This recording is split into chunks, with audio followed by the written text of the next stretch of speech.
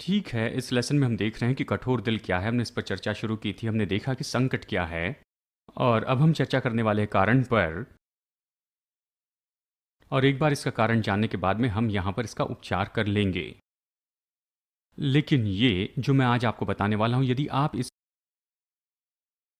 स्वीकार करते हैं, यह आपके जीवन को बदल देगा। अब तक जो आपने सीखा है उसमें से ज़्यादा जीवन बदलेगा। ये इतना सरल है कि इसे गलत समझने के लिए आपको किसी की मदद की ज़रूरत पड़ती है, लेकिन ये बहुत ही महत्वपूर्ण है। और यदि आप इसे ले लेते हैं, जो कुछ भी मैं आपसे कह रहा हूं उसके लिए अगर आपका दिल पूरी तरह से सचेत हो गया है, तो यह आपके जीवन को पूरी तरह से बदल देगा। और ये सबसे महत्वपूर्ण ऐसी बात है जो परमेश्वर ने मुझे सिखाई है। चलिए इब्रानियों 3 को हम निकालते हैं और यहां से हम शुरू करते हैं। देखते हैं कि ये किस कारण से होता है, किस कारण हमारा दिल जो है वो कठोर हो जाता है।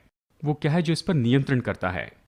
यहां पर इब्रानियों अध्याय 3 में ये वचन 7 में कहता है, अतः जैसे पवित्र आत्मा कहता है, यदि तुम आज उसका शब्द सुनो तो अपना मन कठोर न करना। मैं इसमें से हर एक बात पर प्रचार कर सकता हूं, क्योंकि मैंने इस पर मनन करते हुए हजारों हजारों हजारों घंटे मैंने बिताए हैं। मैं आपको प्रोत्साहित करता हूं, इसे लेकर आप इस पर मनन करें और निश्चय आप एक सचेत दिल पाए। यहां पर गौर करिए, ये कहता है यदि तुम उसका शब्द सुनते हो, और फिर ये कहता है कि अपना मन कठोर न करना। देखिए किस तरह से आप अपने मन को कठोर होने से बचा सकते हैं, परमेश्वर की वाणी सुनने से, परमेश्वर के वचन से। परमेश्वर का वचन आपको सचेत दिल देता है। और फिर ये कहता है अपना मन कठोर न करना। यदि आप इस वाक्य के अर्थ को जानना चाहते हैं तो देखिए इसका विषय है कि आप अपने मन को, अपने हृदय को कठोर न करें। आप उस पर नियंत्रण करते हैं कि आपका दिल किसके लिए सचेत है और किसके लिए सचेत नहीं है। शायद आप इसे जानबूझकर तो नहीं करते हैं, इसे करते हुए शायद आप इसे न जाने, लेकिन ये तो पूरी तरह से आप पर आधारित है। क्या आपका दिल प्रभु के लिए सचेत है या फिर प्रभु के लिए सचेत नहीं है। आप इसे यहां पर देख सकते हैं, क्योंकि उसने आज्ञा दी है कि अपना दिल कठोर न करना। अगर आपको वो आज्ञा दे जिसे आप नहीं कर सकते, तो वो निश्चय इसमें अन्यायी होता। आप अपने दिल को कठोर होने से बचा सकते हैं, यह आप पर आधारित है। कुछ लोग इसे देखकर कहते हैं, ओह हाँ, ये तो निराश करने वाला है। मेरे लिए उत्साहित करने वाला है कि मैं ये जानूं कि मैं इस पर नियंत्रण कर सकता हूं। मुझे बस ये प्रार्थना करने की जरूरत नहीं कि हे परमेश्वर तू मुझे कोमल दिल दे। उसने आपको आज्ञा दी है कि आप अपने दिल को कठोर न करें। आप प्रभु से नहीं कह सकते कि आपके दिल को वो कोमल करे, नहीं, आपको लेना है, वचन को लेना, और उसने जो प्रकट किया उसे लेकर आपको अपने दिल को कोमल करना है।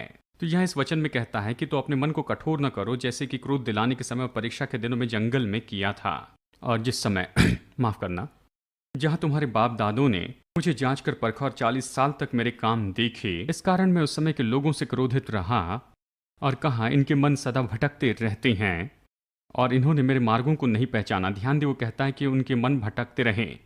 मैं यहाँ अगले 1 घंटे तक आपको सिखा सकता हूँ कि कैसे आपकी जो क्रियाएं हैं, आप जो मन में सोचते हैं, उसका परिणाम है। नीति वचन 23:7 कहता है कि जो कुछ मनुष्य अपने मन में सोचता है वो वैसा है।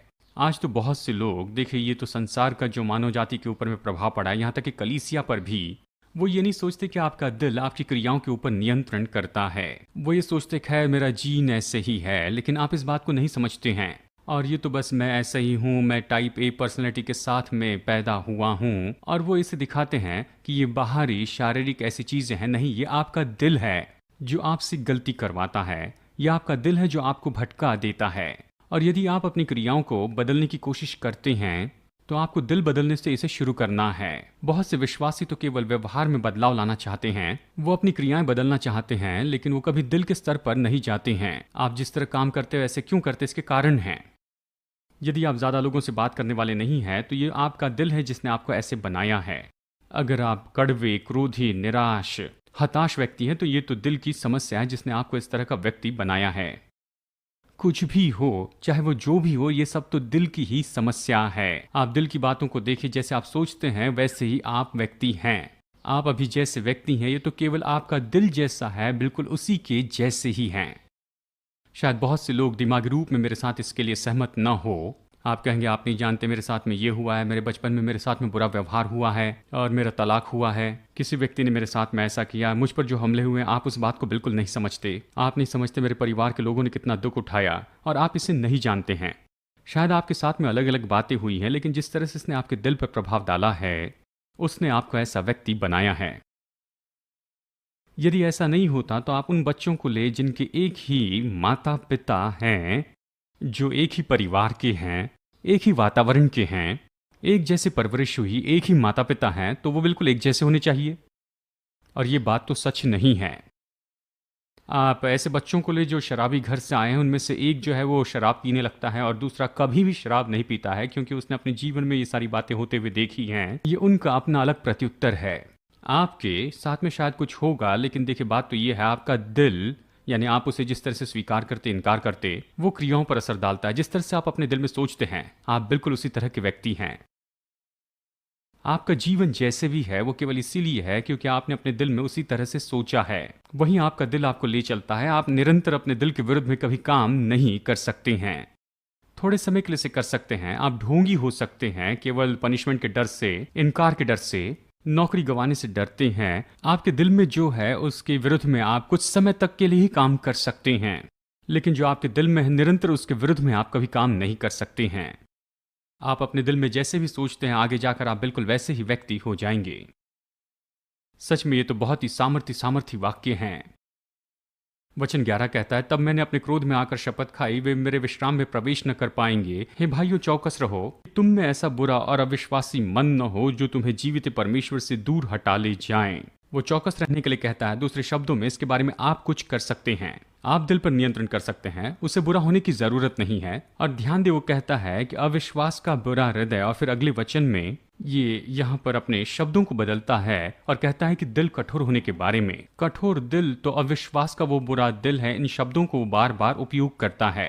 यदि परमेश्वर के लिए आपका दिल कठोर है तो फिर आप अपने आप ही अविश्वास की ओर आगे बढ़ते चले जाएंगे। अविश्वास तो कठोर दिल का परिणाम है। यदि आपको अविश्वास की परेशानी है, अगर आप जानते हैं कि वचन क्या कहता है, यह विश्वास करना मुश्किल होगा कि आपका मन कठोर है। ये कठोर ऐसे वाक्य हैं, लेकिन पूरी तरह से सही हैं।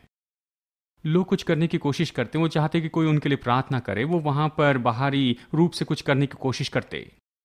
आपका दिल निश्चित करता है कि आप विश्वास में काम करेंगे या अविश्वास में काम करेंगे, और आप अपने दिल पर पूरा नियंत्रण कर सकते हैं। हे भाइयों, चौकस रहो कि तुम में ऐसा बुरा और अविश्वासी मन न हो जो तुम्हें जीवित परमेश्वर से दूर हटा ले। वरन जिस दिन तक आज का दिन कहा जाता है, हर दिन एक दूसरे को समझाते रहो कि ऐसा न हो कि कोई जन पाप के छल में आ जाए। और यहाँ पर ये फिर से दिल कठोर होने के बारे में कहता है, और ये बताता है कि जो पाप है वो दिल को कठोर करता है। अब इसके ऊपर मैं ज़्यादा समय तो नहीं बिताऊंगा, क्योंकि मैं बहुत सी बातें आपको बताना चाहता हूँ, लेकिन इस पर गौर करना बहुत ज़रूरी है कि पाप आपके दिल को प्रभु के लिए कठोर बनाता है। यदि आप पाप में रहते हैं तो मैं आपको गारंटी दूं कि पवित्र आत्मा आपसे कहेगा कि ऐसा न करें। और यदि आप आगे बढ़कर पाप में जीना चाहते हैं तो पवित्र आत्मा की कायरता का इनकार करना होगा। क्या आप जानते हैं कठोर दिल, चलिए इसे एक और तरीके से हम बता सकते हैं। ये है जैसे कैलेसिस हैं आपके हाथों पर। आपको कैलेसिस एक बार में ही नहीं आते हैं। ये तो मानो जैसे आप कुछ काम बार बार करते हैं तो लेयर के ऊपर लेयर इस तरह से बनते जाते हैं। मैं हफ्ते में 6 दिन गिटार बजाया करता था। हमारे बाइबल स्टडी में 3 राज्यों में मैं करता था, 2 साल तक करते रहा, और मेरी उंगलियों पर ये कैलस इतनी मोटी जम गई, और जब मैं किसी बात के लिए ब्लड टेस्ट करने के लिए गया तो 2 या 3 सुइयां उसमें टूट गई। आप मेरे हाथों के उन कैलसेस को पेनिट्रेट नहीं कर सकते थे। ये इसलिए कि हर रात मैं गिटार बजाया करता था और इस तरह से कैलस जमा हो गई। कठोर का यही तो मतलब है। ये तो क्रिया है, ये बार बार होती है। जब भी परमेश्वर आपको कुछ नहीं करने के लिए कहता है और आप आगे बढ़कर उसे करते हैं तो आप हर समय अपने दिल के ऊपर में कठोरता का एक लेयर ऐसे जमा करते हैं। आपने प्रभु को प्रत्युत्तर न देने के लिए एक और आगे कदम बढ़ा दिया है। और मैं इसका आपको व्यवहारिक उदाहरण देना चाहता हूँ। कोई भी ठोकर न खाए, कोई भी मुझ पर क्रोधित न हो। मैं आपके विरुद्ध में नहीं हूँ, मैं आपसे प्यार करता हूँ, चाहे आप जो भी व्यक्ति हो, लेकिन मैं आपको इसका उदाहरण देने की कोशिश कर रहा हूँ। लेकिन कहिए, यदि आप ऐसे व्यक्ति हैं जो सिगरेट पीते हैं। जो लोग सिगरेट पीते हैं ज़्यादातर जानते हैं कि ऐसा नहीं करना चाहिए। पवित्र आत्मा आपको कायल करता है, आप पवित्र आत्मा के मंदिर हैं और वो आपको ऐसा नहीं करने के लिए कहता है। और जब भी आप सिगरेट जलाते हैं, सिगरेट पीते हैं, तो आप एक लेयर अपने दिल पर बनाते हैं, क्योंकि पवित्र आत्मा आपसे कहता है। ये ऐसा नहीं कि वो आपसे प्रेम नहीं करता। आप सिगरेट पीने के कारण नरक में चले जाएंगे, शायद वैसे बदबू आए, लेकिन सिगरेट पीने के कारण नरक में नहीं जाएंगे। चाहे आप सिगरेट पिए न पिए, प्रभु आपसे प्रेम करता है। आप सिगरेट पीने के कारण नरक में नहीं जाएंगे। वो आपसे इतना प्रेम करता है कि जैसे आप जी रहे हैं वैसे नहीं चाहता कि आप जीते जाएं। यानी वो कोशिश करता है, पवित्र आत्मा आपको कायल करता है। आप जानते हैं कि नहीं करना है, लेकिन आप इसे करते हैं।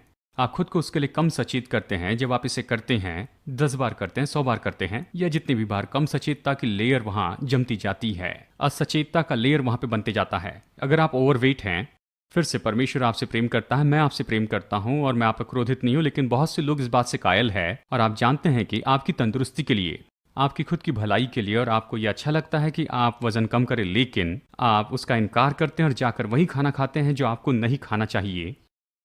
और जब भी आप ऐसे करते हैं, पवित्र आत्मा आपको कायल करता है। आप में शायद विचार आए कि शायद मुझे नहीं करना चाहिए, ये पवित्र आत्मा है, फिर भी आप आगे बढ़कर इसे करते हैं, तो असचेतता की एक लेयर जमा कर देते हैं।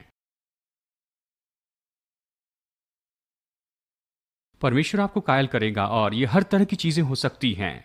ये धन के क्षेत्र में हो सकता है। प्रभु आपको एक अच्छा भंडारी होने के लिए कहता है और वो आपको निर्देश देता है कि तुम्हें सच में इसकी जरूरत नहीं है। ओ मुझे पसंद है, और आप उसे लेते हैं, तो आप परमेश्वर के लिए अपने दिल को थोड़ा और असचेत करते हैं। यानी यदि आप पाप में जी रहे हैं और पवित्र आत्मा आपको पाप के लिए कायल करता है और आप वहां पर निरंतर पवित्र आत्मा की उस अगुवाई का इनकार करते हैं, तो उसे बंद करें। आप परमेश्वर के लिए सचेत दिल नहीं रखेंगे, क्योंकि अगर आप जानबूझकर बाहर जाते हैं और जो आपको नहीं करना चाहिए बस वही करते चले जाते हैं, तो देखिए ये शिक्षा, और इस साल में ये शिक्षा सिखाने के लिए मैंने इतने समय तक इसलिए राह देखी, क्योंकि हमने पहले परमेश्वर के अनुग्रह के बारे में सिखाया, आपकी क्रियाओं के बारे में बताया। परमेश्वर आपसे प्रेम करता है, आपकी क्रियाओं से हटकर आप जो भी क्रिया करते हैं, प्रभु आपसे प्रेम करता है। तो कुछ लोग शायद इससे ले और ये कहें कि इससे कोई फर्क नहीं पड़ता है कि मैं कैसा रहूं। हाँ, इससे कोई फर्क नहीं पड़ता जब तक कि आप ये कह रहे हैं कि प्रभु आपके लिए क्या महसूस करता है, और सोचते हैं प्रभु आपसे प्रेम करता है या नहीं। प्रभु आपसे प्रेम करता है चाहे आप जो भी व्यक्ति हो। लेकिन ये शिक्षा बिल्कुल सही तरीके से फिट होती है, क्योंकि हालांकि परमेश्वर का दिल तो मेरे लिए कठोर नहीं होता, क्योंकि मैं पाप में जी रहा हूं। यदि मैं पाप में रहता हूं तो मेरा दिल परमेश्वर के लिए कठोर होता है। मैं परमेश्वर के लिए सचेत नहीं रहता हूं, इसलिए मुझे पवित्र रहना है। इसलिए नहीं कि परमेश्वर की कृपा पाने की कोशिश करूं, लेकिन खुद को मैं उसके लिए सचेत रखूं, ताकि जो कुछ प्रभु देना चाहता है उसे मैं न खोऊं। और ये तो बिल्कुल सही जचता है उस अनुग्रह के साथ में जो मैं सिखाता हूँ, मैं उस पर बहुत जोर देता हूँ। ये जरूरी है कि आप परमेश्वर के पीछे चले, और ये बहुत ही महत्वपूर्ण है कि आप बाहर जाकर लोगों से बुरा व्यवहार न करें, क्योंकि पवित्र आत्मा आपको हर समय कायल करेगा। जब भी आप बाहर जाते हैं और कुछ करते हैं जो कि गलत है, परमेश्वर के जो निर्देश उसका पालन नहीं करते हैं, आप बस उसका इनकार करते हैं, उसे दूर करते हैं और पवित्र आत्मा से कहते हैं मैं यही तो करूंगा, तूने जो कहा उसकी मुझे कोई परवाह नहीं, तो इस समय आप अपने आप को असचेत करते हैं। जब भी ऐसे करते हैं, प्रभु के लिए अपने आप को असचेत करते, तो इसे बंद करें। यदि आप पाप में जी रहे हैं और पवित्र आत्मा की अगुवाई का इनकार कर रहे हैं, तो इसे बंद करें। ऐसा नहीं कि आपके पास में एक सचेत दिल हो और फिर भी आप पवित्र आत्मा का इनकार करें। ऐसे नहीं होगा। यानी कि आप मेरी बात समझ गए हैं। पाप जो है, परमेश्वर का दिल आपके लिए कठोर नहीं करता, लेकिन आपके दिल को परमेश्वर के लिए कठोर करता है। यदि आप पाप में जी रहे हैं तो फिर इससे बंद करें।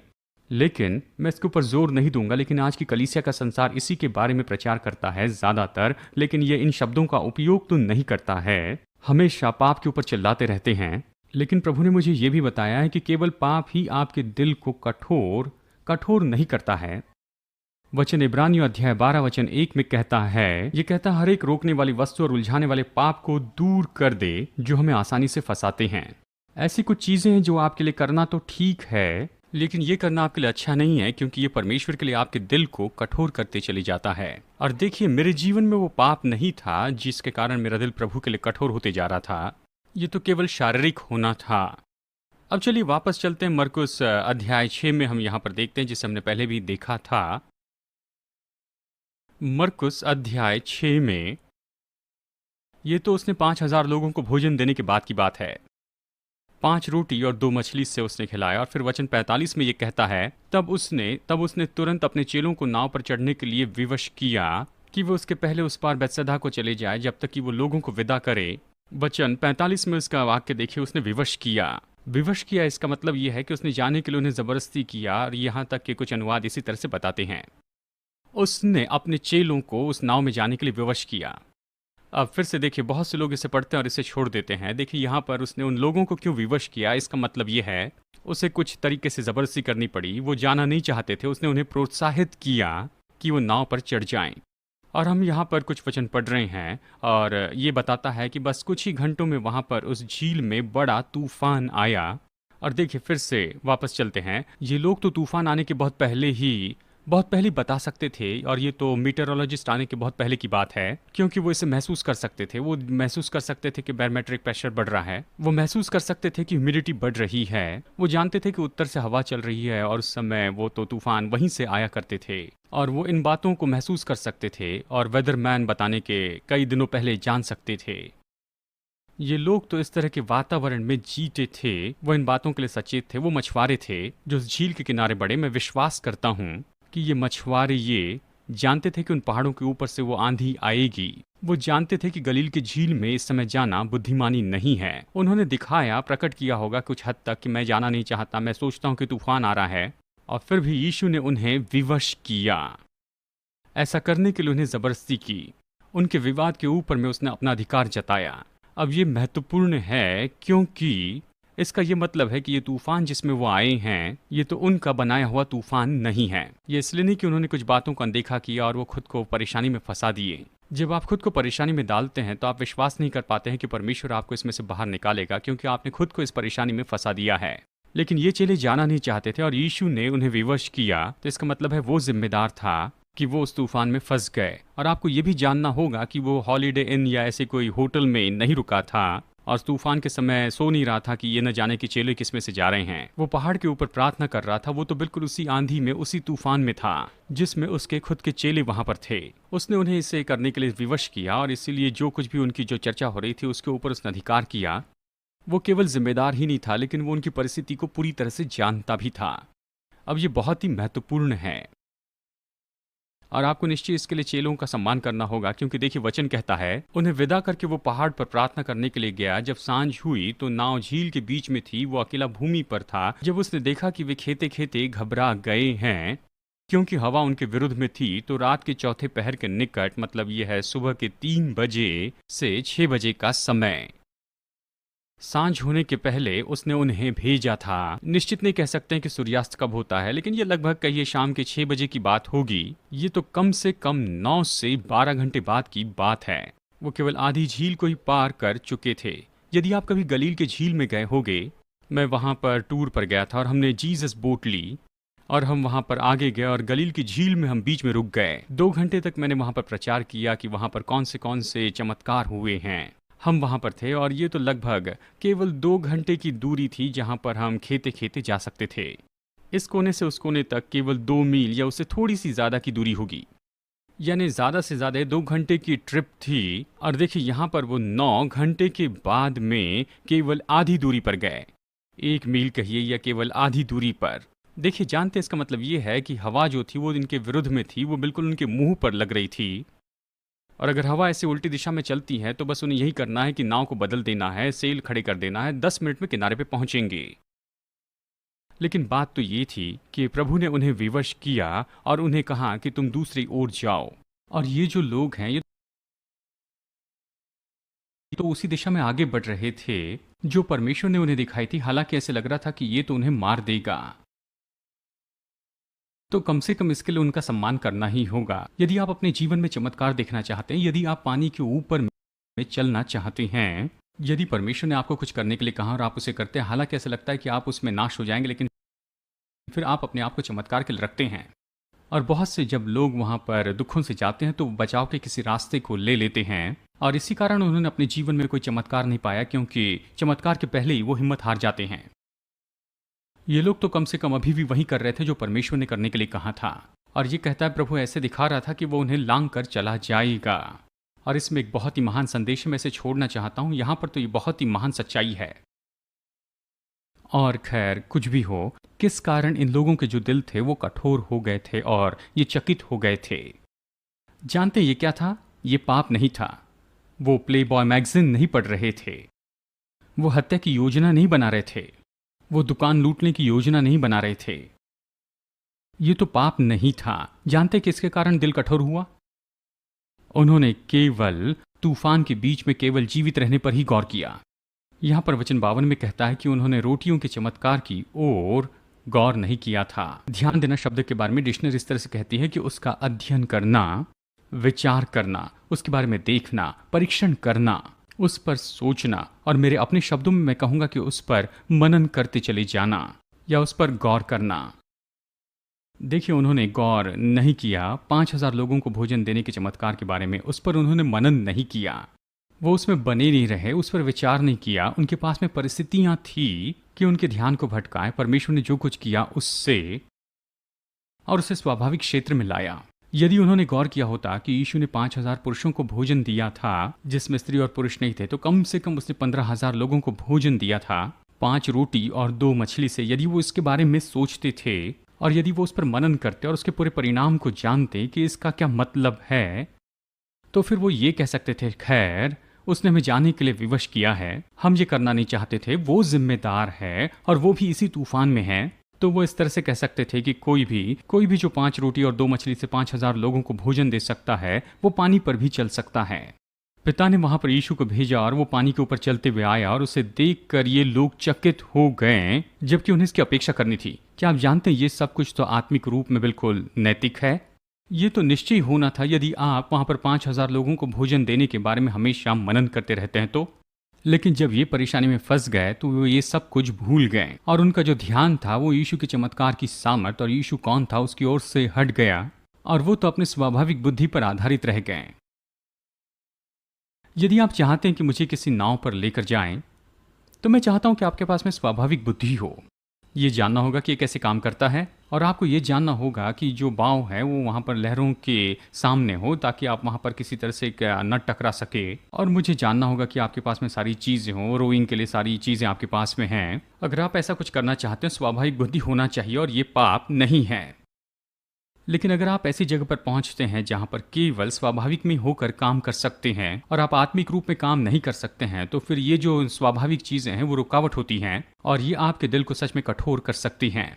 उनका जो ध्यान था वो केवल स्वाभाविक पर था। उन्हें वो सारी बातें याद आई जो उनके माता पिता ने उन्हें वहां पर सिखाई थी और फिर वो क्या हुआ, वो स्वाभाविक में वापस चले गए और केवल स्वाभाविक बातों पर ही उन्होंने वहां पर गौर करना शुरू किया और इससे उनका दिल प्रभु के लिए कठोर हो गया।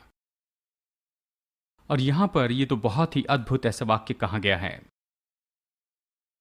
और जानते हैं, एक भाई मुझसे पिछले हफ्ते मिलने के लिए आए थे और आपने मुझसे वो कहानी सुनी होगी कि मैं एक भाई के साथ फ्लाई करता था और वो बड़ी मुश्किल में फंस गए और हम लोग एक तूफान में चले गए और उस समय पायलट ने कहा कि हे मेरे परमेश्वर, अब तो हम लोग मर जाएंगे। और ये व्यक्ति वहां पर आकर मदद करता है और पिछले हफ्ते वो आए, हम लोग खाना खाने के लिए बाहर गए थे और कुछ भी हो, ये जो भाई हैं, और जब हम तूफान में फंस गए तो वो पीछे हटकर बैठ गए और उस तूफान में मुझे हवाई जहाज चलाना पड़ा और ये हवाई जहाज तो 1000 फीट की रफ्तार से नीचे आने लगा था और हम आर्मागोडो के राइफल रेंज के ऊपर से उड़ रहे थे और उन्होंने हमसे बातें की, हमें अपनी पहचान बताओ और तुम हमारे यहाँ पर रिस्ट्रिक्टेड एरिया में आ चुके हो, अगर तुम यहाँ से नहीं निकले तो हम तुम्हें गोली मार देंगे। और मैंने वहां पर फोन उठाकर कहा कि सुनो, पायलट जो है वो फीडल पोजीशन पे चले गए, मैं अपने जीवन में कभी हवाई जहाज नहीं उड़ाया हूं और मुझे गोली मत मारिए। और फिर उन्होंने वहां पर रेडियो पर कोई जवाब नहीं दिया। मैं सोचता हूँ वो हंस रहे होंगे, बहुत हंसे होंगे और उन्होंने मुझे उस रेंज पर से उड़ाने दिया। खैर, मुझे बताने का कारण यही था कि आप जानते हैं, और तब से मैंने निर्णय लिया कि अगर मैं आपके साथ में हवाई जहाज में बैठता हूं तो निश्चित करना चाहता हूं कि आपको उड़ाना आता है, क्योंकि इस भाई को उड़ाना आता ही नहीं था। इस तरह का ज्ञान रखने में कुछ गलत नहीं है, लेकिन आपके शारीरिक ज्ञान आपके ऊपर में इतना अधिकार रख सकता है कि वो आपको आत्मिक ज्ञान में बढ़ने और काम करने से रोकता है। और यही तो मैं कह रहा हूं कि ये तो एंडियोलॉजी है, ये तो मेरा खुद का अनुभव रहा है। जरूरी नहीं कि इसी तरह से हो, आपको ऐसा कोई वचन नहीं मिलेगा जो इस तरह से कहता है।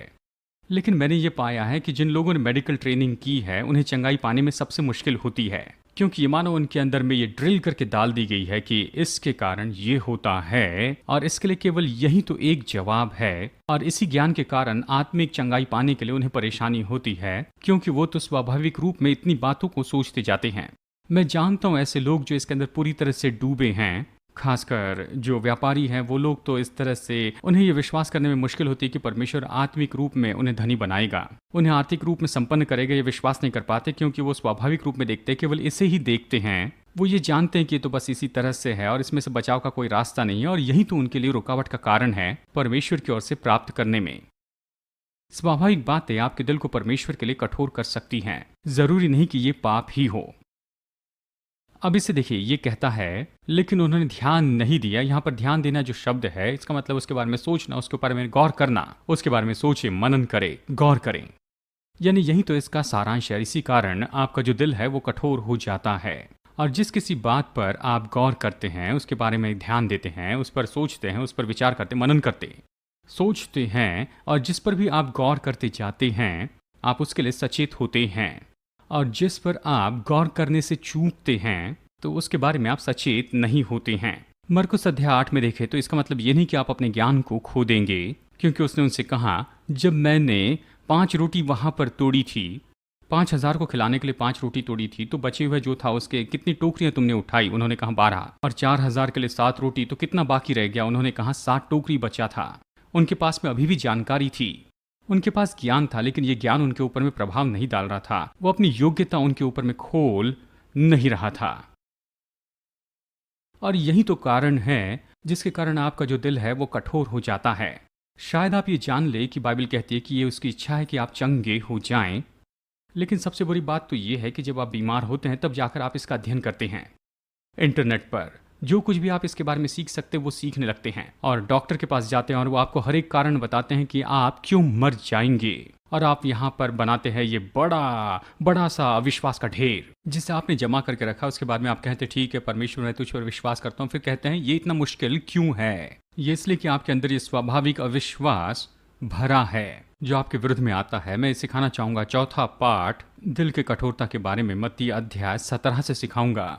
लेकिन जानते हैं कॉनी वॉइस, जो कि अगर आपने पिछले हफ्ते उनका प्रोग्राम देखा होगा, ये कैंसर से चंगाई पाई है। उनके परिवार और दोस्तों ने कहा कैंसर के बारे में जो कुछ सीख सकती हो तुम जरूर सीख लो। और उसने कहा बिल्कुल नहीं, मैं चंगाई के बारे में हर एक संभव चीज सीखूंगी। और उसके कारण उन्होंने वहां पर कैंसर के बारे में एक भी बात नहीं सुनी, चंगाई के बारे में सुना, और वो वहां पर खड़ी रही उस दरवाजे पर, और वो चंगी हो गई, और अद्भुत रूप में आज भी चंगी ही हैं, क्योंकि उसने अपने दिल को प्रभु के लिए सचेत करके रखा है। यह आपके लिए बहुत से सवालों का जवाब देंगे। यही तो कारण है कि थर्ड वर्ल्ड कंट्रीज के जो देश हैं वो इस देश से आसानी से चंगाई पाते हैं। मैंने कई बार टी.एल. ऑसबर्न को सुना, जबकि वो कई बार यात्रा करते हैं संसार में, अफ्रीका और ऐसे दूसरे बहुत से देशों में। उन्होंने कभी ऐसा नहीं देखा कि उनके संदेश के दौरान कोई चंगाई नहीं पाया है, और हमेशा उनके संदेश में बीच में रुकावट होती थी, और बस वो वहाँ पर रुक कर वहाँ पर लोगों को वहाँ पर गवाही देते, उनको न्योता देते थे। उन्होंने कहा अमेरिका में कभी मुझे कोई रुकावट नहीं होती है। आप जानते हैं क्यों? क्योंकि हम तो इतने पढ़े लिखे हैं, हमें सिखाया गया है, और हम तो बहुत ही सभ्य हैं, इन बातों पर विश्वास नहीं करते हैं। आप जानते हैं ऐसे कुछ देश हैं जहाँ पर जादू टोना होता है, जहाँ पर जादू होते हैं, अंधविश्वास होता है। उन्हें सिखाया नहीं गया कि ये मूर्खता है कि ये विश्वास करके कैंसर ऐसे ही चला जाएगा। ये विश्वास करना तो बहुत ही मूर्खता है कि आपके कान खुल जाएंगे और आपकी अंधी आंखें बिल्कुल ठीक हो जाएगी। हमें केवल अविश्वास सिखाया गया, हमें केवल शारीरिक और स्वाभाविक क्षेत्र के अनुसार चलना ही सिखाया गया है। और ये तो मूर्खता की बात है कि चमत्कार के लिए परमेश्वर के ऊपर में विश्वास करें। हमें दिल की कठोरता सिखाई गई है। शायद कुछ लोग इससे सहमत न हो, और आप अपना दृष्टिकोण अपने पास रख सकते हैं, और हो सकता है कि दोनों पूरी तरह से गलत हो। ये बिल्कुल सही है कि आपको अविश्वास सिखाया गया। हमारा समाज तो अविश्वास से पूरा भरा हुआ है, और दूसरे लोगों को चंगाई पाते हुए देखना बहुत ही आसान है। हर समय जब भी मैं कभी विदेश में जाता हूँ, मैंने जर्मनी में देखा एक बहन के कान ही नहीं थे, उसने चंगाई पाई, और तुरंत ही चंगाई पाई, वो पूरी चंगी हुई। हम बहुत से चमत्कार, बड़े बड़े चमत्कार होते हुए देखते हैं दूसरी जगह पर जहां पर हम जाते हैं, लेकिन यहाँ पर दिल की कठोरता होती है। और एक कारण जिसके कारण हमारा दिल कठोर हुआ है, क्योंकि अब तक जिए हुए जितनी भी पीढ़ियां हैं उन सभी से ज्यादा हमारे पास में एक्सेस है ज़्यादा जानकारी के लिए, और ये तो निश्चित जानकारी का युग है। हमने अपने घर में मानो उन्हें लेकर आया है, हमने अच्छे पैसे दिए हैं कि लोग आकर अविश्वास की बातें कहें, डर अविश्वास डालें, और ये हमें बिल्कुल वैसे ही तो करता है। आपका दिल तो केवल उसी थामे रहता है जो कुछ उसमें डाला जाता है। ये तो भूमि के जैसे, आप वहाँ पर अच्छे बीज या बुरे बीज बो सकते हैं, भूमि की उसकी परवाह नहीं, वो जो भी बीज है उसे वो बस बढ़ाती जाती है। और हम तो अविश्वास को सुनते आ रहे हैं। हम ऐसे प्रोग्राम देखते हैं जो दिखाते हैं कि लोगों को कैंसर है, और ऐसे प्रोग्राम जो हम देखते हैं वो कभी ये नहीं दिखाते कि कोई व्यक्ति चमत्कारी रूप में चंगाई पाया है। वो उस व्यक्ति को तो हर संभव कोशिश से अच्छा दिखाएंगे जो बहुत ही भयानक ट्रीटमेंट और दुखों में से जा रहा है, और उसके बाल झड़ते जा रहे हैं, और बड़े डर और परेशानी और बड़ी मुश्किलों से जाते हैं, उसके बाद में भी वो जिंदा रहते हैं। और ये तो ठीक है, और सबसे बुरी बात तो ये होती है कि वो उसे बुरी दशा में मरते हुए दिखाते हैं, और सभी लोग दुखी होते हैं। और जानते हैं, आप इन बातों को बार बार देखते जाते हैं, और आपका दिल बिल्कुल तैयार होता है कि बस इसी की तो अपेक्षा करनी चाहिए। अगर आपको कुछ हुआ तो आप उस प्यारी आंट सूजी को याद करते हैं और बस आप याद करते हैं कि कैसे उनको यही बीमारी हुई थी, कैसा पैसा चला गया और बहुत ही बुरी दशा हुई, कैसे सब लोगों को चोट पहुंची और तुरंत आप उससे जुड़ जाती हैं और फिर आपके दिल में वो जो डर है वो वहां पर उभरने लगता है और आप उसी के अनुसार सोचते जाते हैं। जानते हैं ये क्या है? ये तो अविश्वास का बुरा दिल है। ये पाप नहीं है, ये ऐसा नहीं है कि आप बाहर जाकर परमेश्वर के विरुद्ध में बलवा करते। आपका दिल जो है वो तो परमेश्वर के लिए कठोर हो गया, क्योंकि आप जो कुछ भी सोच रहे हैं वो तो आप जो चाहते हैं उसके बिल्कुल विरुद्ध में है। आप अलौकिक चंगाई के लिए प्रार्थना करते हैं, लेकिन हर समय उन लोगों की सुनते हैं जो ये कहते हैं कि देखो ये सारी बातें तो बिल्कुल नहीं हो सकती है। आप फिल्म देखते हैं, बुक्स पढ़ते हैं, मैगजीन पढ़ते हैं और ऐसे लोगों के साथ में जुड़ते हैं। कई बार लोग तो कलीसिया में जाते हैं जो इसके विरुद्ध में सिखाते हैं, फिर वो और किसी चीज के लिए विश्वास करते हैं और नहीं जान पाते हैं कि ये क्यों नहीं हो रहा है, क्योंकि आपका जो दिल है वो तो उन चीजों के लिए कठोर हो गया है। अब जरूरी नहीं कि आप परमेश्वर के साथ में उत्तम समय बिताएं, लेकिन जरूरी है कि आप परमेश्वर के साथ में बहुत ज्यादा समय बिताएं। आपको ज्यादा समय बिताना है कि परमेश्वर पर गौर करते चले जाएं। संसार में जितना समय बिताते हैं उससे ज्यादा, और परमेश्वर का वचन जो है वो आपके दिल को सचेत बनाएगा। ये तो सच में बहुत ही सरल ऐसी बात है। आपका दिल उन चीजों के लिए सचेत होता है जिस पर आप गौर करते हैं और उनके लिए कठोर होता है जिस पर गौर नहीं करते हैं। ये एक क्रिया है, यह अपने आप तुरंत नहीं होती। आप चंगाई पा सकते हैं और अपने जीवन में क्षेत्र में बड़े मजबूत हो सकते हैं। आपको यह कहने की जरूरत नहीं कि मैं इसका इनकार करता हूं, बस आप उसकी ओर गौर करना बंद कर दे, ये हो जाएगा। वचन पर मनन करना आप बंद कर दें, उसके बारे में सोचना बंद करें और आप कहेंगे कि हाँ, मैं विश्वास करता हूँ प्रभु चाहता है कि चंगाई दे, मैं भूतकाल में चंगाई पाया हूँ। अगर आप उसके बारे में गौर न करें, आपका दिल उसके लिए सचेत नहीं होता है और उसकी उल्टी बातों पर गौर करते हैं और आप उन लोगों से बातें करते हैं जिन्होंने नकारात्मक अनुभव पाया, और ये तो आपको उसके लिए बिल्कुल सचेत नहीं रखता है। और जब चंगाई पाने की बात आती है, आपके पास में ज्ञान है, लेकिन क्या होता है, देखिए आपके पास में ज्ञान है लेकिन आप वही परिणाम नहीं पाते हैं क्योंकि अब दिल कठोर हो गया है। ये बहुत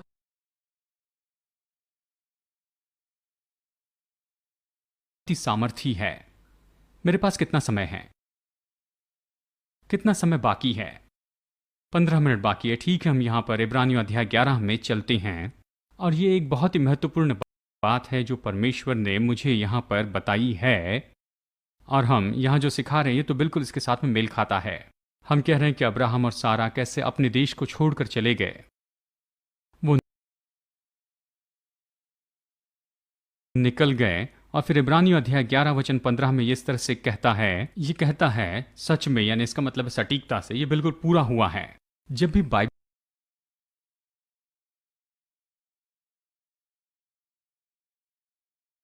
कहती है कि ये बात तो बिल्कुल सही है, ये महत्वपूर्ण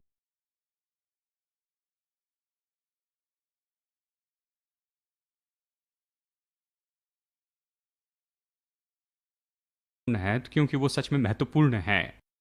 ये कहता है कि सच में जिस देश से वे निकल आए थे, यदि उसी की सुधि करते तो उन्हें लौट जाने का अवसर था। वचन कहता है कि उन्हें लौट जाने का अवसर था। परमेश्वर ने अब्राहम से कहा था कि कसदियों की ऊर नगर को छोड़ दे, पिता का घर और अपने भाइयों के घर को छोड़ दे और उस देश में जाए जो उन्हें दिखाएगा, और उसने कहा था कि कभी वापस नहीं आना। यानी उनके लिए कसदियों के ऊर नगर में वापस आने का अवसर तो मानो उनके लिए बड़ी परीक्षा थी। यानी आप इस वचन को इस तरह से कहते हैं कि यदि वो इस बात के बारे में सोचते रहते, उस देश के बारे में जिसे वो छोड़कर आए थे, तो उनकी परीक्षा होती थी कि वो उसमें वापस जाएं। और ये तो यही कह रहा है कि हमारी परीक्षा नहीं हो सकती है उस चीज से जिसके बारे में हम नहीं सोचते हैं। इसके पहले कि आपकी उससे परीक्षा हो, आपको उसे अपने विचार के जीवन में आने देने की अनुमति देनी पड़ती है। परीक्षा जो है वो तो विचारों से शुरू होती है। विश्वासी जो है वो तो परीक्षा का इनकार करने की कोशिश करते हैं, लेकिन वो अपने विचारों का इनकार नहीं करते। वो संसार की गंदगी को अपने अंदर बहने देते हैं। फिर वो सोचते हैं मेरी परीक्षा क्यों हुई इस क्षेत्र में। जो आप नहीं सोचते उससे आपकी परीक्षा नहीं हो सकती। ये तो बस माइंड में जाने के जैसे ही है। आप उस धूल भरे पत्थर से नहीं जा सकते। आपको वहां पर बस खोदते जाना है, उस जगह को खाली करना है और उस सारी गंदगी को निकाल कर आपको उस माइंड के अंदर जाना पड़ता है, उस जगह को खाली करना पड़ता। आप अपने शारीरिक देह से उस जगह पर नहीं जा सकते हैं जिसके बारे में आपने अपने मन में पहले नहीं सोचा है। यदि आप अपने विचारों पर नियंत्रण कर लें तो क्रियाओं के ऊपर नियंत्रण करेंगे। मनुष्य जैसे अपने दिल में सोचता है वो वैसे ही है। नीति वचन 27:3 कहता है, अपने मन के नए हो जाने से तुम भी नए बनते जाओ। रोमियो अध्याय 12:2 कहता है, यदि आप अपनी क्रियाओं में अलग परिणाम पाना चाहते हैं तो आपको अपनी क्रियाओं से इसे शुरू करना पड़ता है। अपने विचारों को आपको बदलना है। यदि हम अपने विचारों को केवल परमेश्वर के ऊपर में लगाएं और यदि आपके विचार केवल परमेश्वर के वचन के ऊपर बने रहें और यदि आप दिन रात परमेश्वर के वचन पर मनन करते जाते हैं, यहोशू 1:8 कहता है कि व्यवस्था की यह पुस्तक तेरे मुंह से कभी भी दूर न होने पाए, लेकिन तू दिन रात इसी पर ध्यान दिए करना और जो कुछ इसमें लिखा है उसी के अनुसार तू करने की चौकसी करते जाना, क्योंकि तब ही जब आप दिन रात इसके ऊपर मनन करते हैं तब तू अपने सारे मार्गों में सफल होगा और तू महान सफलता पाएगा। हर कोई सफल होना चाहता है, संपन्नता पाना चाहता है, लेकिन हर कोई तैयार नहीं है कि दिन रात परमेश्वर के वचन के ऊपर मनन करें। हम जाकर फिल्म देखना पसंद करते हैं जो कि व्यभिचार दिखाते हैं, विश्वासघात दिखाते हैं, ऐसे लोग जो झूठ बोलते हैं, धोखा देते हैं, हत्या करते, जो बुराई करते जाते हैं, और मनोरंजन के लिए हम उसे देखते जाते हैं और बाद में सोचते हैं कि क्यों मेरी परीक्षा हुई है। मैं आपको गारंटी दूं, यदि आप व्यभिचार से नफरत करते हैं तो आप वो शो क्यों देखना चाहते हैं जो व्यभिचार को महिमा देते जाता है। यदि आप हत्या से नफरत करते हैं तो क्यों दूसरे लोगों को हत्या करते हुए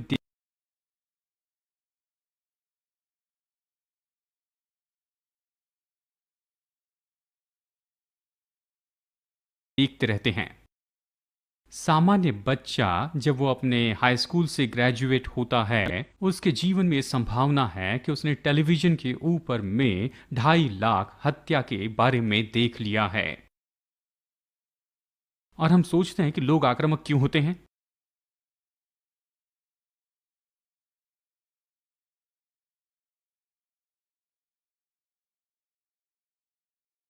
और हम सोचते हैं कि लोग ये सारे काम ऐसे क्यों करते हैं। उन्होंने इसे लाखों बार एक्टेड होते हुए देखा है और उसी के कारण वो उस जगह पर जा सकते हैं क्योंकि वो अपने मन में पहले ही गए हैं।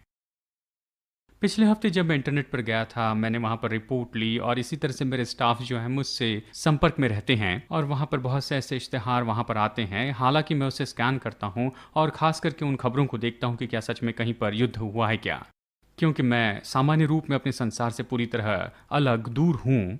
और हालांकि मैं उसे देख रहा था और मैं तो अभी भूल गया हूँ कि वो सच में क्या था, लेकिन कुछ अचानक वहाँ पर आया जो कि सच में गलत था। मतलब वो तो बिल्कुल गलत था, बहुत ही भयानक था और मुझे तो याद नहीं कि सच में वो क्या था।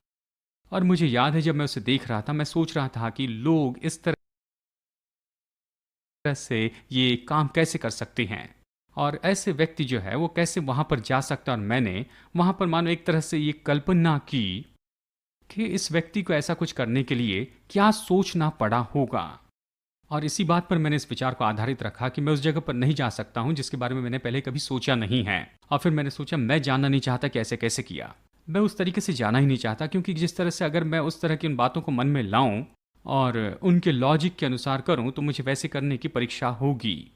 और मैंने कहा कि मैं इसे अभी यहीं पर रोक देना चाहता हूं, मैं वहां पर नहीं जाना चाहता हूं, मैं कभी जाकर इस तरह से बैठकर नहीं सोचूंगा इस व्यक्ति के बारे में। क्या मैं हाई स्कूल रीयूनियन में वहां पर गया था, शायद 10 साल पहले हाई स्कूल रीयूनियन में गया था और वहां पर एक लड़की को देखा जो कि उस समय में मेरी गर्लफ्रेंड हुआ करती थी हाई स्कूल में। जब मैंने उसे देखा तो मैं सोचने लगा कि अगर मेरी शादी इसके साथ में होती तो फिर मेरा क्या होता। और देखिए ये पाप नहीं है, मैंने बस इसके बारे में सोचा, ये स्वाभाविक विचार है, मैंने उसके बारे में सोचा और मैंने इस तरह से विचार शुरू किए कि क्या होता अगर मेरी शादी उस लड़की के साथ में हो जाती। बस 10-15 सेकंड के अंदर मैंने सोचा कि इसमें से क्या भलाई आ सकती है।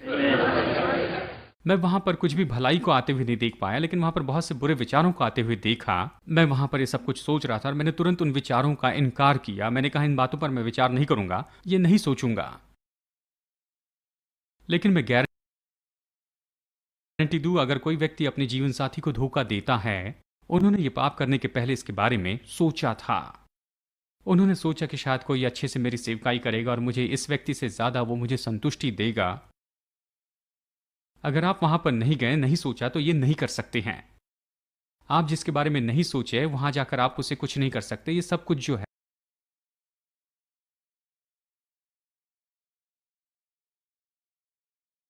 वो तो दिल के बारे में कहता है। आपका दिल आपको कभी भी ऐसी जगह पर जाने नहीं देगा जहां पर आपका दिल पहले नहीं गया हो।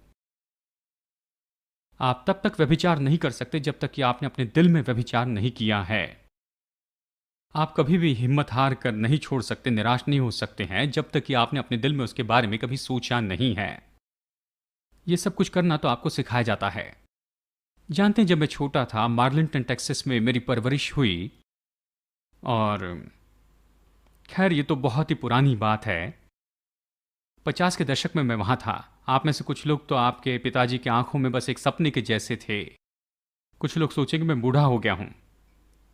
खैर, ये तो बिल्कुल अलग ऐसा ज़माना था। उस ज़माने में भी होमोसेक्सुअल्स थे, लेकिन कोई इसे मानता नहीं था, इसके बारे में घमंड नहीं करते थे, और ना ही कभी अपने अधिकार का दावा करते, और ना ही कभी वो कोई परेड किया करते थे।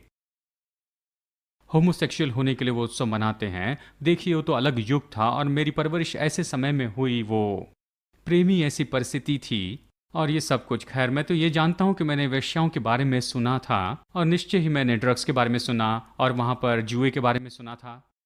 वहाँ पर निकी क्रूज आकर प्रचार किया करते थे। हमारे वहाँ पर चर्च में मैंने ये सारी बातें सुनी थी, लेकिन ये सब कुछ मेरे लिए नहीं था। लेकिन मैंने इस पर गौर नहीं किया, और इसी कारण मैं उसके लिए सचेत नहीं था।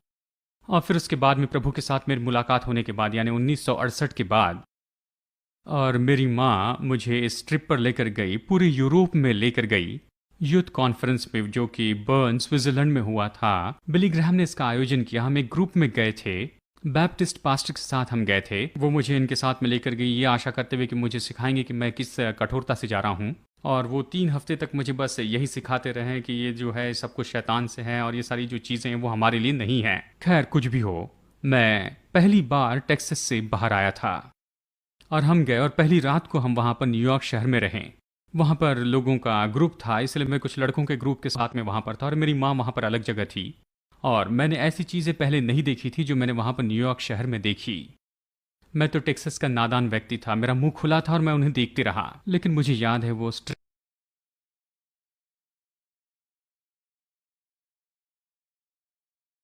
शो ऑफ करते थे, और पूरे ट्रैफिक को रोक देते थे, और जहाँ पर दिलचस्प होता था वहीं पर रोक देते थे, और फिर वो टिकट बेचते थे ताकि टिकट खरीद कर बाकी हुआ स्ट्रिप्टीज वहाँ पर हम देख सके। मैंने कभी नहीं देखा था, मुझे पता नहीं था कि लोग इस तरह से करते हैं, और मैं सड़कों पर वहां पर चल रहा था, सुबह के शायद 3 बजे देख रहा था, और इन सारी चीजों को देखकर मेरा मुंह खुला रह गया। मुझे याद है, मैं एली वेज में गया था, और वहां पर जुआ खेल रहे थे। मुझे जुए के बारे में पता नहीं था, मुझ में कोई डर नहीं था, मेरे पास में हजारों ट्रैक्स थे। मैं वहां पर एली में जाता, और वहां पर मैं लोगों की बड़ी गैंग को देखता था, मैं उन्हें ट्रैक्स देता, और वहां पर मैं उन्हें प्रचार भी करता था, जब तक कि वो चले न जाए, वो वहां से दूर न जाएं। मेरे अंदर डर का एक भी विचार नहीं था। मुझे याद है, 40 सेकंड तक मैं ब्रॉडवे पर था, जहां पर सारी वेश्याएं एक साथ लाइन में खड़ी थी। इतनी बड़ी दीवार वहां पर हुआ करती थी, लगभग 50 से 100 वेश्याएं वहां पर इस तरह की बड़ी दीवार के साथ में खड़ी होती थी। और फिर से बताऊं, शायद मैंने वेश्याओं के बारे में सुना था, पता नहीं था, वो मेरे लिए नहीं था। मैंने कभी कोई गलत विचार नहीं किए। मैंने सोचा कि प्रचार के लिए बहुत ही अच्छा मौका है, और मैं वहां पर गया। मैंने उन्हें ट्रैक्स दिए और उन्हें प्रचार किया, और वहां पर दीवार से सटी सभी वेश्याओं को मैंने वहां से भगा दिया। और वहां पर कोई एक दलाल मेरे पास आया, और वो मुझे अपनी एक लड़की बेचना चाहता था, और वो सड़कों की भाषा का उपयोग कर रहा था, और मुझे पता नहीं था कि क्या कह रहे हैं। मैं पूछते रहा, क्या? मैं कभी नहीं जान पाया कि वो व्यक्ति क्या कह रहे थे, लेकिन ये व्यक्ति बहुत परेशान हो गया। उसने अपना सिर झुका दिया, और इस तरह से अपने हाथ वो हिलाने लगे। मुझे कुछ भी पता नहीं था कि वो क्या कह रहे हैं। उसके बाद में जिस होटल में मैं रुका था, उस होटल में मैं लौट गया, और मैंने वहां पर अपने दोस्तों को बताया कि ये आदमी मुझसे क्या कह रहा है, और इसके कारण उन्हें मुझे समझाकर बताना पड़ा कि ये व्यक्ति मुझे क्या बेचना चाहता था। लेकिन मेरी यही बात है, मेरी परीक्षा नहीं हुई। आप जो नहीं सोचते उसके बारे में, परीक्षा नहीं हो सकती है। और मेरी वहां बिल्कुल परीक्षा नहीं हुई। मुझे वहां पर बैठकर ये नहीं कहना पड़ा, ओ यीशु मेरी मदद कर कि मैं इस परीक्षा का सामना कर सकूं, मैं इसका इनकार कर सकूं। मुझे पता ही नहीं था कि वो क्या कह रहे हैं। आप जो नहीं सोचते उसके बारे में परीक्षा नहीं होती है। शायद ऐसे कुछ लोग होंगे, आपकी पृष्ठभूमि ऐसी हो रही होगी, या आपने जो फिल्में देखी हैं, जो मैगजीन पढ़ी हैं, या आपकी जो भी संगति रही हो, इस व्यक्ति को केवल आपकी ओर गौर से देखना है एक निश्चित तरीके से, तो आपकी परीक्षा होगी। आप जानते हैं कि वो क्या करना चाहते हैं। वो आपको कुछ ड्रग्स बेचने की कोशिश करते हैं। वो चाहते हैं कि आप जाएं, किसी लड़की को लेकर जाएं, कुछ गलत करें, और किसी तरीके से भी कुछ भी हो, वो जो परीक्षा है मानो गरजने वाले सिंह के समान आती है और आप समझ नहीं पाते कि मैं इतनी मुश्किलों में क्यों पड़ा हूं, क्योंकि जो आपका दिल है, आपका दिल वहां पर पहले ही चला गया। आपने अपने आप को उन चीजों के लिए खोल दिया है। आपकी परीक्षा हुई है कि आप उसमें वापस जाएं, क्योंकि आपने उन बातों के बारे में सोचा है। आप उन बातों के बारे में सोचते रहे हैं जिन बातों के बारे में सोचना नहीं चाहिए। आपको इस तरह से नहीं सोचना चाहिए। आमीन या हाय रे मैं। और बहुत से लोग हैं, शायद आप में से भी लोग होंगे, जो परमेश्वर का भक्तिपूर्ण परिणाम चाहते, और आप ऐसी चीज़ों को देखते हैं। यदि आप उसे देख रहे हैं और यीशु वहां पर आए, तो आप जानते हैं कि वो ऐसी चीज़ें हैं जो यीशु देखना पसंद नहीं करता। हम रिस्ट बैंड पहनते हैं, वॉट वुड जीसस डू। अगर सोचिए, आप जो फिल्में देखते हैं वो यीशु आपके साथ में बैठ के देखता। जो किताबें आप पढ़ते हैं, जो मैगजीन आप पढ़ते हैं उन्हें, और इंटरनेट पर आप जो सारी चीज़ें देखते हैं, क्या यीशु ये सब कुछ करेगा? और मैं आपको गारंटी दूं, यहाँ पर ऐसे लोग हैं जिन्होंने अपने दिल को कठोर कर दिया है। आपने बिल्कुल अपने दिल को कठोर कर दिया है, जिसके कारण आप उसके लिए सचेत नहीं है। और आपको बताऊं, ये तो पाप नहीं है, लेकिन ये तो स्वाभाविक चीज़ें हैं जो आपको बिल्कुल संसार जैसे काम करता है, उसी के साथ में जोड़ने की कोशिश करता है। आप वो फिल्में नहीं देखते जहां पर किसी व्यक्ति को कैंसर हो गया, वो प्रभु पर विश्वास करता है, चमत्कारी रूप में चंगा होता है, प्रभु को महिमा देता है, कहता है कैंसर तो कोई बड़ी बात नहीं है, यीशु के सामने बहुत छोटी बात है। आप ऐसी फिल्में नहीं देखते हैं। आप ऐसी फिल्में देखते हैं जहां पर लोग दुख उठाते हैं, मर जाते हैं, आप उन्हें महसूस करते हैं, दर्द में जाते हैं, अपने मन में, भावनाओं में आप जाते हैं और सोचते हैं कि देखो। और जिस पल शैतान आपको ये बताता है कि आपको भी यही बीमारी, तो आप तुरंत उसके बारे में सोचते हैं, इस बातों में वापस जाते हैं। ये विचार आपके अंदर आते हैं और वो आपको रोकते हैं प्रभु पर विश्वास करने में। ये तो बहुत ही सरल है, लेकिन महत्वपूर्ण है। और बहुत से विश्वासी नहीं हैं जिन्होंने अपने आप को इस परंपरा से बाहर निकाल कर रखा है। हम में से ज्यादातर लोगों में बस एक ही तरह का अविश्वास का स्तर है, डर, संदेह, भक्तिहीनता आपसे कही गई है, जैसे उद्धार न पाए हुए पड़ोसी से कही गई। लेकिन आप कुछ अलग विश्वास करते हैं, आपके पास में अलग ज्ञान है, तो आप सोचते हैं कि आपको अलग परिणाम पाने ही होंगे, लेकिन आपको वही मिलेगा जिसके ऊपर आपने ज्यादा गौर किया है, जिसके बारे में आप सोचते हैं, आपका दिल उसके लिए सचेत होता है। और दुख की बात यह है कि हम तो अब जानकारी के युग में हैं और हमारे अंदर इतना ज्यादा अविश्वास डाला है जो हमारे माता पिता या हमारे दादा दादी के बीच में नहीं डाला था। आपके पास में भक्तिहीनता का इतना ज्यादा ज्ञान है जो अब तक इस पृथ्वी पर चले हुए सारे जो विश्वासी उनमें से ज्यादा है। आपकी ज्यादा समस्या है केवल अपने परिवार में या आपके पड़ोस में आपको समस्या नहीं है, या दफ्तर में, लेकिन आपको संसार के उस तरफ से भी समस्या है जो प्रतिदिन हमारे सामने में दिए जाते हैं। पूरे संसार की जो सारी समस्याएं हैं वो हमारे सामने में प्रस्तुत की जाती है। ये दिल पर प्रभाव डालता है। और मैं आपको गारंटी दूं, आप परमेश्वर के लिए सच्चे दिल नहीं रख पाते हैं और देखते रहें वो सारी फिल्में और वो सारे खेल और वो सारी परंपरा। किसे इस हफ्ते बेबी बम्प मिला है, किसने इस हफ्ते क्या किया है, किसने कौन सा कपड़ा पहना, किसे अवार्ड मिला, अगर आप इन चीजों के ऊपर में अपना गौर करते रहते हैं तो आपका दिल कठोर होगा। प्रभु आपसे प्रेम करता है। कठोर दिल होने पर भी आप स्वर्ग में जाएंगे, शायद जल्दी चले जाएं यदि कठोर दिल वाले हैं, क्योंकि आप नहीं जानते हैं परमेश्वर की चीजों को। बहुत से लोगों ने अपने जीवन में वचन को प्राथमिकता नहीं दी है। यहां पर मैं आप लोगों को बता रहा हूं जो यहाँ बाइबल स्कूल में आए हैं, आप इसे जानते हैं, जो इन क्रियाओं से जा रहे हैं। मैं आपको गारंटी देता हूँ, वादा करता हूँ कि अगर आप खुले रहें, इसे स्वीकार करें, आप यहाँ पर कुछ महीनों से हैं, निश्चय आपका दिल जो है प्रभु के लिए कोमल हो जाएगा। आप तो पहले से ज्यादा परमेश्वर की ओर से सुन रहे हैं और आप निश्चय से समझकर आगे बढ़ते जा रहे हैं और आप इन बातों को याद करते हैं और निश्चय आपका जीवन बदल गया है। मुझे याद है एक विद्यार्थी जो कि शिकागो से आए थे और वो इसलिए आए थे क्योंकि उनकी माँ ने उसके लिए दाम चुकाया, उनके लिए अपार्टमेंट खरीदा, उन्हें कार खरीद कर दी, सारा फर्नीचर खरीद कर दिया केवल यहाँ पर 6 महीने आने के लिए। वो यहाँ पर आए, उन्होंने ये सब कुछ बताया कि मुझे ये नहीं चाहिए, मैं ये नहीं चाहता, लेकिन उनकी माँ ने ये सब कुछ किया। इस क्रिसमस में मैं घर जा रहा हूँ और मैं आपको बताऊँ मैं वापस नहीं आऊँगा। उन्होंने सबको ये बताया। वो बड़े फूबू वाले व्यक्ति थे, जो भी पहनते थे फूबू होता था। इसके बारे में मैंने पहले नहीं सुना था। वो अच्छे व्यक्ति थे, उन्होंने हमें पहले बता दिया था कि मैं यहाँ पर ज़्यादा समय नहीं रहने वाला हूँ, मैं 6 महीने के बाद में घर चला जाऊँगा।